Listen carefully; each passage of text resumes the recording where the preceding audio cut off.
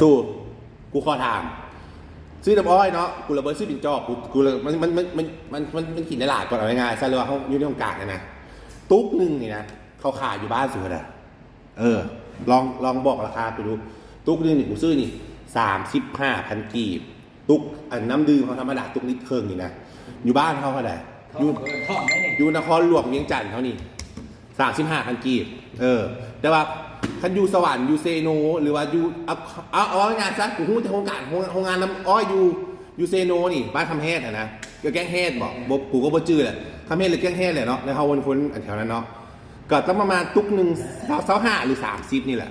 เพราะว่าขนาดบ้านเขาอยู่เวียงจันทร์อยู่ท่าหลวงเนาะก็ยังตุ๊ก35เพื่อคนซอกคนทรงอีกนะสุ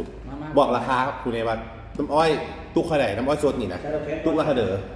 เนาะรายงานกันในสุและเป็นหัวหน้าหัวตาคนนะซื้อให้ลูกน้องสแต็กแดก5 แล้วอย่างตาเนี่ยตุ๊กนึงนะ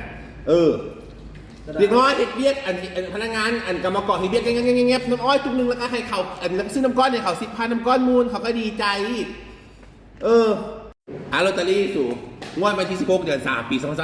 2025กลับมาแล้วขายทุกงวดเนาะลอตเตอรี่อย่าลืมเนาะออกทุกวันที่16วันที่1ทุกงวดเลยจ้ะชุด2 ใบก็ออกมาแล้วสูบใกล้ปีใหม่สักใกล้ปีใหม่ลาแล้วอย่าขาวนี่สครับอีขาวกองละ100,000 กีบซื้อ2 กองกูแถม1 กองในมูลค่า200,000 กีบอยากได้ติดต่อมา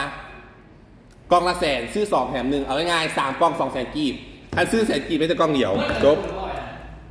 โอเคจะสูบติดต่อมาที่เบอร์55 0 2 1 5